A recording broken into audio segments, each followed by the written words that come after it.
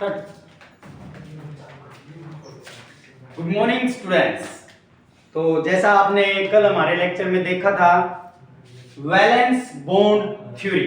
Valence bond theory में हमने complex जो थे हमारे टेट्राहेड्रल कॉम्प्लेक्स, टेट्राहेड्रल कॉम्प्लेक्स में हम पढ़ चुके थे। हमने उसकी हाइब्रिडाइजेशन देख ली थी, शेप देख लिया था कॉम्प्लेक्स का। हम नेक्स्ट लिगेंड के बारे में बात कर रहे थे। एक बात रह गई थी हमारी कल लेक्चर के दौरान, जो हमारे लिगेंड्स बना रखे थे लेक्चर में, आपने ध्यान दिया लिगेंड्स के बारे में बता दिया, वीक लिगेंड और स्ट्रॉन्ग लिगेंड दिए थे। तो जो वैलेंस बॉन्ड थ्योरी थी, वैलेंस बॉन्ड थ्योरी में जो पोलिंग्स नाम के साइंटिस्ट होते थे, उन्होंने वीक लिगेंड और स्ट्रॉन्ग लिगेंड के बारे में एक बात वो नहीं बता पाए थे। क्या बात नहीं बता पाए थे? लिगेंड की स्ट्रेंथ के बारे में नहीं बता गए थे। कल लेक्चर की वीडियो में आप देख लेना, ऊपर मैंने यहाँ पे लिगेंड की स्ट्रेंथ के बारे में देखा। Strength of ligand is dependent on spectrochemical series. तो नेक्स्ट अब हम बात करते हैं हमारी example number 2, square planar complex. Square planar shape के जो कॉम्प्लेक्स है टेट्राहेड्रल के, हमने कल देख लिए थे। आज हम बात करेंगे स्क्वायर प्लेनर कॉम्प्लेक्सेस की। स्क्वायर प्लेनर कॉम्प्लेक्सेस में हम एग्जांपल देखेंगे निकल टेट्रासाइनाइड। निकल टेट्रासाइनाइड हमने एग्जांपल लिया है। अगर निकल के एटॉमिक नंबर की हम बात करें, निकल ही कर लिया था एग्जांपल हमने, निकल के एटॉमिक नंबर की हम बात करें तो 28 होता है।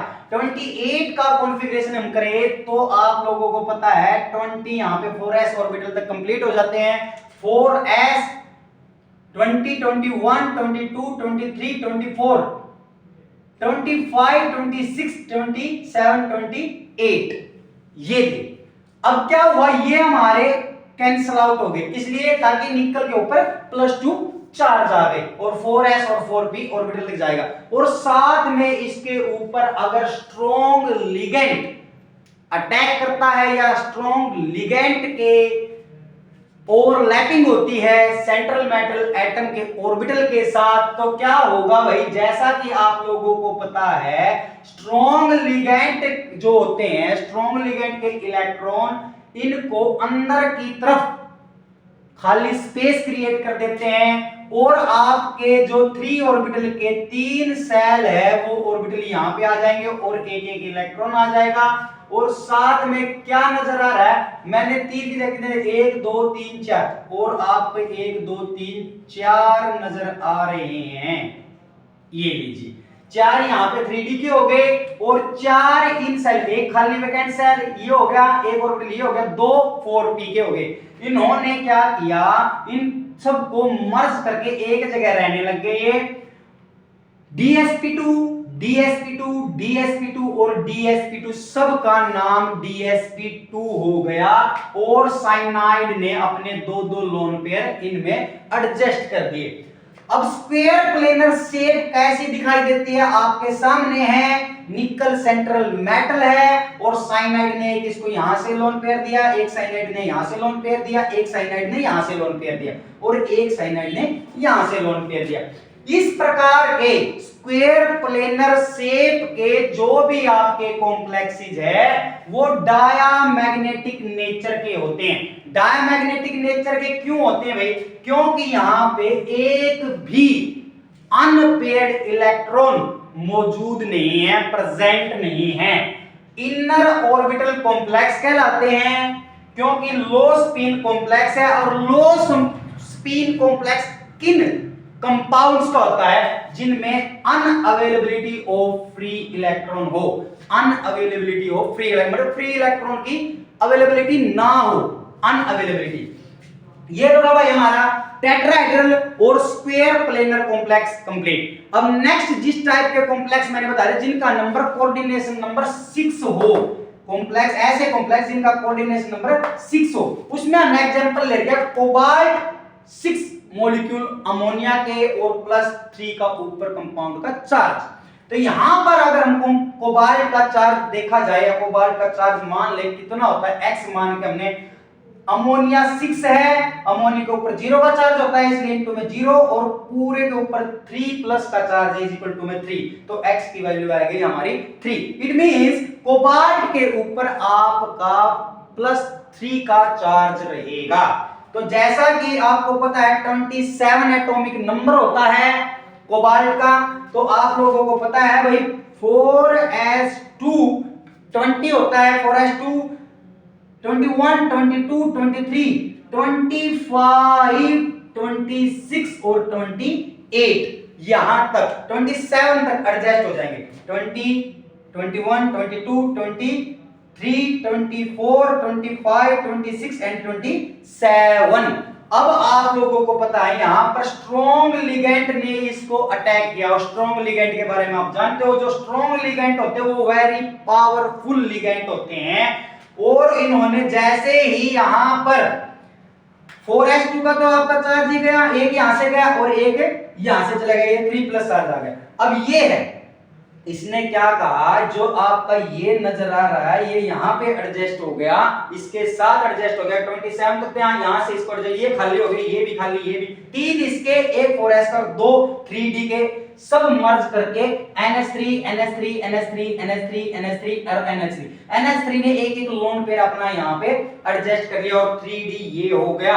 इनकी शेप आप लोगों को पता है ऑक्टाहाइड्रल होती है, या वीक लिगेंड और ऑक्टाहाइड्रल दो ही प्रकार के होते हैं, sp3d2 टाइप के और d2sp3 टाइप के, जहां पर हम स्ट्रॉन्ग दोनों ऑक्टाहाइड्रल से शो करते हैं, लेकिन स्ट्रॉन्ग लिगेंड में लो स्पिन कॉम्प्लेक्स होता है, इनर ऑर्बिटल कॉम्प्लेक्स होता है, इनर ऑर्बिटल कॉम्प्लेक्स में d2sp2 होता है, डायामैग्नेटिक नेचर के होते हैं।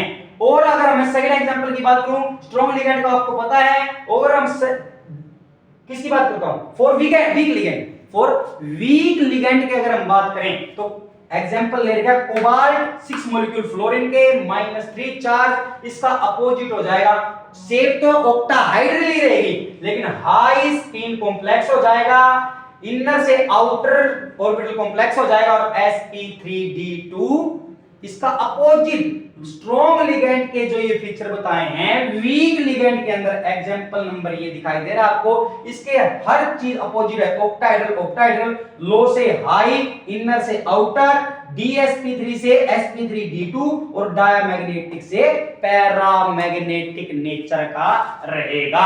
अब हम बात करेंगे भाई मैग्नेटिक प्रॉपर्टीज की।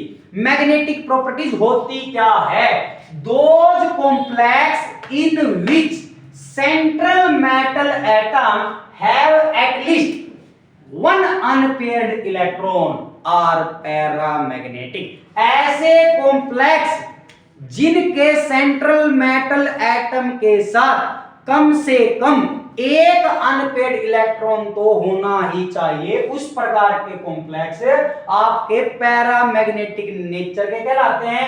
वाइल जबकि दोज दैट ऐसे कॉम्प्लेक्स जो do not have any unpaired electron, जिनके पास कोई भी अनपेयर्ड इलेक्ट्रॉन नहीं होता, unavailability of free electron, unpaired electron नहीं होते, वो डायमैग्नेटिक नेचर के कॉम्प्लेक्सेस होते हैं।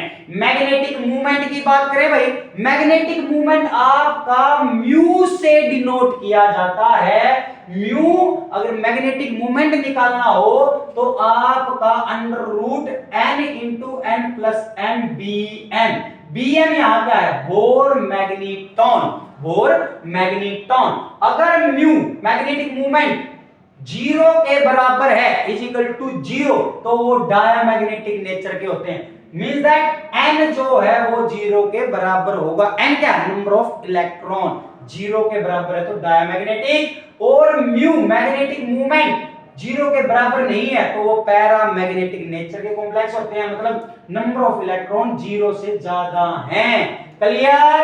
अब बात करता हूं मैं एक ऐसे पॉइंट की स्टार बना के लिख लीजिए, यहां से क्वेश्चन पुट अप हमेशा होता है, नेट में भी कई बार पूछा गया है कि cobalt nickel iron, cobalt nickel iron manganese etcetera metal after manganese, जो मेटल मैग्नीज के बाद आते हैं, do not have available n-1d orbital, उनमें n-1d ऑर्बिटल अवेलेबल नहीं होते फॉर हाइब्रिडाइजेशन के लिए, बिकॉज क्योंकि they have electron in it, क्योंकि n-1d ऑर्बिटल में इलेक्ट्रॉन पूरे के पूरे कंप्लीट फील्ड फुलफिल्ड कॉन्फ़िगरेशन मौजूद होती है। ये था हमारा भाई आपका valence bond theory complete with tetrahedral complex, with square planar complex और ऑक्टाहाइड्रल टाइप के कॉम्प्लेक्सेस का हाइब्रिडाइजेशन और उनका इलेक्ट्रॉनिक कॉन्फ़िगरेशन। अब बात करता हूं मैं वीबीटी की लिमिटेशन। लिमिटेशन मतलब कुछ कमियां, वो क्या नहीं बता पाया, कौन? पॉलिंग्स नाम का साइंटिस्ट जिन्होंने वीबीटी वैलेंस बॉन्ड थ्योरी दी थी। देखो लिमिटेशन नंबर 1 क्या है? VBT valence bond theory do not tell anything about colour. भाई किसी भी कॉम्प्लेक्स का कलर नहीं बता पाई। भाई कलर तो देते ना कॉम्प्लेक्स, लेकिन कलर मेंशन नहीं कर पाई, ब्लू है, रेड है, पिंक है, कैसा कलर वो नहीं बता पाया Pauling's valence bond theory. Quantitative data of magnetic property is not given by valence bond theory. Quantitative data by magnetic property is not given by valence bond theory. Valence bond theory के द्वारा कोई भी magnetic properties का quantitative data नहीं दे पाई।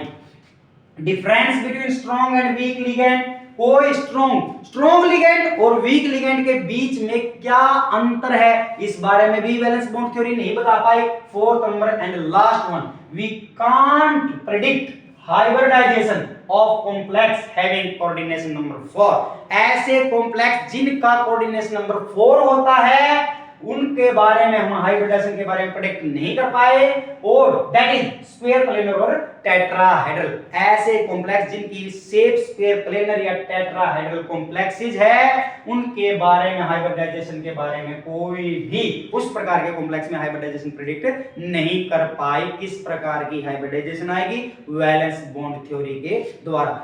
Thanks lot भाई। Next video आपकी next day आपको भेज दी जाएगी।